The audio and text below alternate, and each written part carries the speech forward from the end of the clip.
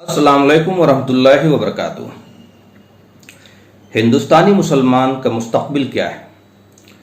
हिंदुस्तानी मुसलमान का क्या फ्यूचर होगा और इसे कौन बदल सकता है? ये एक बहुत बड़ा सवाल है जो हर मुसलमान को सोचना चाहिए और गौर व फिक्र करना चाहिए।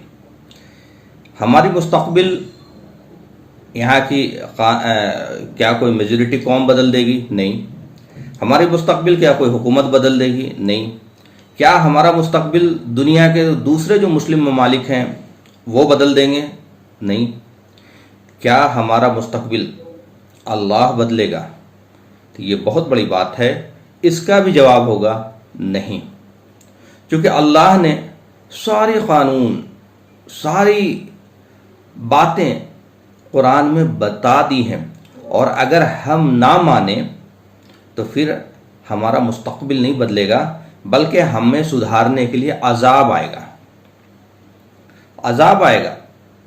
कुरान की आयत है, वलनुज़िक़न्नहुम अज़ाबुल अदना दूनिल अज़ाबिल अकबर लअल्लहुम यरजिऊन। हम तुम्हें अजाब, दुनिया में छोटे छोटे अजाब चखाते रहेंगे, उस बड़े अजाब, बड़े हौलनाक की अजाब जो क़यामत की अजाब है, जो जहन्नम का अजाब, उससे पहले, ताकि तुम लौट आओ।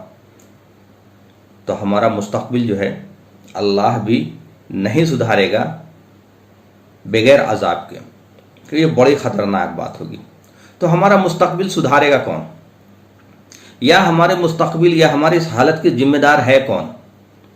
क्योंकि जब तक हमें किसी भी परेशानी का, किसी भी फेल्योर का अगर रीज़न पता ना हो, तो हमें कभी पता नहीं लगेगा कि हम उससे कैसे बाहर निकल सकते हैं। हमारी परेशानी को अगर कोई बाहर निकाल सकता है तो दुनिया की कोई बाहरी न ताकत निकाल सकती है, न दुनिया के कोई मुल्क के मुसलमान निकाल सकते हैं, सिवाय हिंदुस्तानी मुसलमान के। हमारा मुस्तकबिल कोई नहीं बचा सकता। हमारा मुस्तकबिल डार्क में है हमारी अपनी वजह से, हमारे लोगों की वजह से। और आप हैरत करेंगे कि आप अगर देखेंगे तो हमारे यहाँ जो रवायती अंदाज चल रहा दीन का, दीन के नाम पे जो फ़िरके बटे हुए हैं, कोई ये मानने को तैयार नहीं है कि हमारे अंदर कमी है, या हमारे अंदर कुछ गलती है, या हमारे अंदर कुछ इस्लाह की ज़रूरत है। हर मसलक, हर फ़िरका ये समझ बैठा है कि मैं 100% सही हूँ, फुल प्रूफ हूँ, सारी गलती दूसरों में है। हमने अपने इस्लाह के दरवाजे बंद कर रखे हैं, और इस्लाह के दरवाजे या मुस्तकबिल का डार्क होना या फ्यूचर हमारा ख़तरे में होना, उसका वाहिद रीज़न है कुरान से दूरी। कुरान का ना पढ़ना, कुरान का ना समझना, कुरान पर गौर व फिक्र ना करना। कुरान हिदायत की किताब है, सवाब की किताब नहीं है। सवाब उसका बाय डिफ़ॉल्ट है, आप पढ़ेंगे तो सवाब मिलेगा, लेकिन वो किताब का मकसद है हिदायत, इंसानियत की हिदायत। सारी इंसानियत जो भी पढ़ेगा उसकी हिदायत, उसकी रहनुमाई, उसकी गाइडेंस। लेकिन हमने कुरान को दरकिनार कर दिया है। कुरान पे गौर व फिक्र तो दूर की बात है, कुरान की मजलिस भी नहीं होती, कुरान से बातें भी नहीं होती।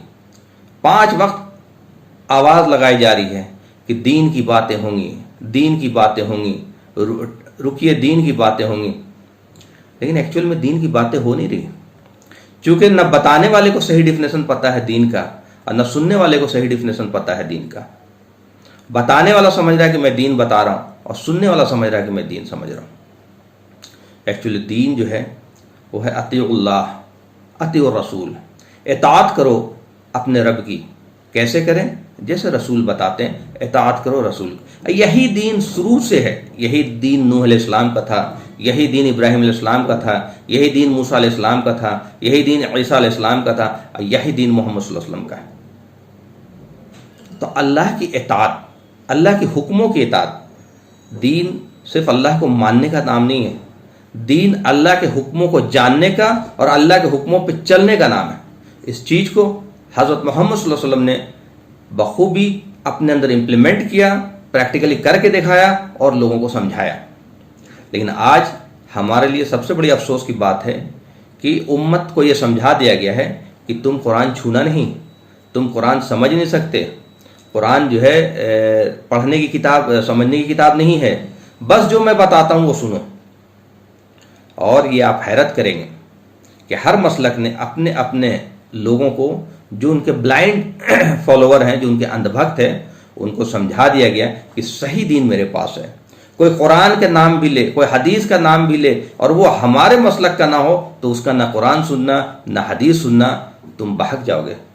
اتنی بڑی گمراہی میں امت کو ڈالا ہے لوگوں نے، اور ہم آرام کی نیند سو رہے ہیں کہ اپنے آپ سب کچھ ٹھیک ہو جائے گا۔ اپنے آپ بالکل ٹھیک نہیں ہوگا۔ اس کا نتیجہ جو ہے سوائے عذاب کے اور کچھ بھی نہیں ہے۔ یہ کائنات اللہ چلاتا ہے، پرمیشور چلاتا ہے۔ دنیا میں کسی کی کوئی طاقت نہیں سوائے اللہ کے۔ اللہ ہی کی مرضی سے جو کچھ ہو رہا ہے، وہی کسی کو بادشاہ بناتا ہے اور وہی کسی کو بادشاہ سے اتار دیتا ہے۔ قرآن میں آتا ہے وَإِن يَمْسَسْكَ اللَّهُ بِضُرٍّ فَلَا كَاشِفَ لَهُ إِلَّا هُوَ وَإِن يُرِدْكَ بِخَيْرٍ فَلَا رَادَّ لِفَضْلِهِ يُصِيبُ بِهِ مَن يَشَاءُ مِنْ عِبَادِهِ۔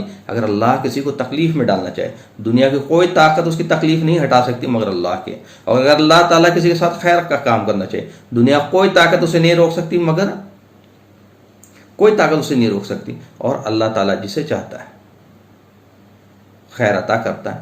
تو یہ چیزیں ہمارا جو ذہن میں چلتا ہے کہ ہمارے لوگوں کی یہ ذہن میں چل رہا ہے کہ وہ ہمارا دشمن ہے، وہ ہمارا دشمن ہے، وہ ہمارے خلاف ہے، یہ ہمارے خلاف ہے، یہ ہمارے خلاف سازشیں کر رہا ہے، یہ ہمارا ایکچولی ہم خود اپنے خلاف ہیں۔ ہم خود اپنی اللہ کی باتوں کو نہیں مانتے، ہم خود رسول اللہ صلی اللہ علیہ وسلم کی باتوں کو نہیں مانتے۔ مسجد جو ہے وہ صرف نماز کی جگہ نہیں ہے، مسجد دین سکھانے کی جگہ ہے، مسجد دین سمجھانے کی جگہ ہے، اور مسجد میں دین جو سکھائی جائے گی یا سمجھائی جائے گی اس کا بیسس قرآن ہوگا، اور اس کا بیسس اللہ کے رسول صلی اللہ علیہ وسلم کی احادیث ہوں گے، اور یہ ان ٹوٹلیٹی ہوگا۔ ایسا نہیں کہ ہم سب نے اپنے اپنے حدیث اپنے اپنے حساب سے جمع کر لیے اور اس کو آؤٹ آف کنٹیکسٹ چیزیں کوٹ کر رہے ہیں۔ ان ٹوٹلیٹی، چاہے آپ کام دین اگر 360 ڈگری میں بانٹ لیں تو ہو سکتا ہے آپ اس کا 10% کوئی ایک چیز پکڑ لیا اور آپ کام کر رہے ہیں، لیکن آپ اس 10% کو دین نہیں بتا سکتے۔ دین آپ کو 360 میں سمجھانا پڑے گا۔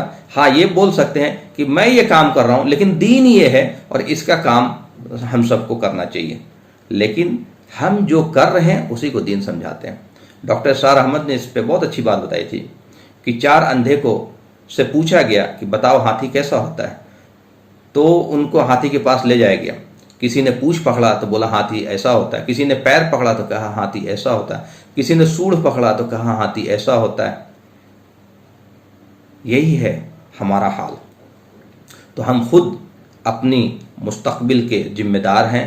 ہم جب تک مسجد میں قرآن انٹروڈیوس نہیں کریں گے، چاہے آپ بریلوی مسجد ہو، دیوبندی مسجد ہو، تبلیغی جماعت کا ہو، اور یہاں ایک طرح سے قبضہ کا ماحول ہے کہ بھائی میں جو سوچ رہا ہوں صحیح ہوں، جو میں کر رہا ہوں صحیح ہوں، چاہے وہ چیزیں قرآن سے ٹکرا رہی ہوں، چاہے وہ سیرت سے ٹکرا رہی ہوں، اس سے کوئی لینا دینا نہیں۔ ایک روایتی انداز میں، ایک بس فارملٹیز کی طرح چیزیں چل رہی ہیں۔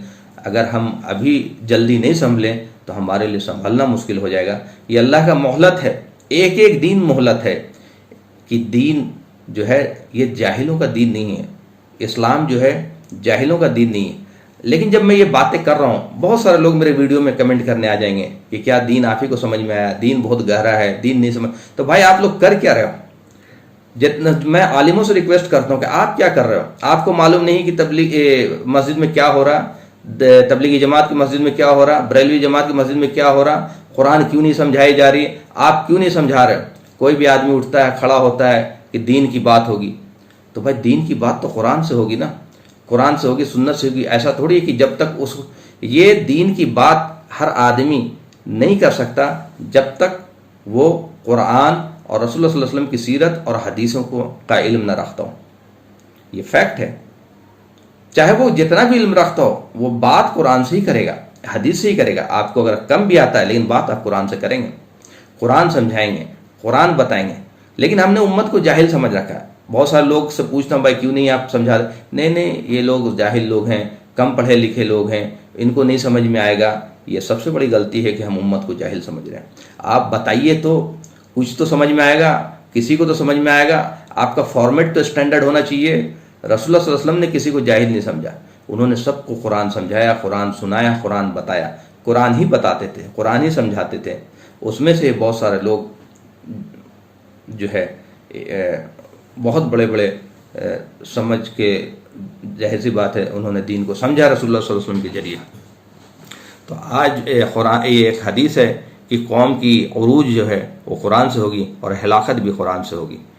تو مستقبل جو ہے ہمارا ڈارک ہے، اور ڈارک ہونے کی وجہ ہے کہ ہم نے قرآن چھوڑ رکھا. یہ ذمہ دار صرف مسجد کے لوگ نہیں ہیں جنہوں نے قبضہ کر رکھا ہے، یہ ذمہ دار وہ مقتدی بھی ہیں جو نماز پڑھ کے آتے ہیں، نماز پڑھ کے جاتے ہیں، کہتے ہیں ہمارا کوئی لینا دینا نہیں ہے. بھائی ہم سب کا لینا دینا ہے، یہ دین ہم سب کا ہے، اور یہ ہم سب کی ذمہ داری ہے کہ دین کو سمجھیں اور ساری انسانیت تک دین کو پہنچائیں. اگر یہ کہتے ہیں کہ ہمارا لینا دینا نہیں ہے تو یہ بڑی خطرناک بات ہے. ہم سب کی پکڑ ہوگی، کل کو قیامت کے دن ہم سب سے پوچھا جائے گا. وآخر الدعوانا الحمدللہ رب العالمین.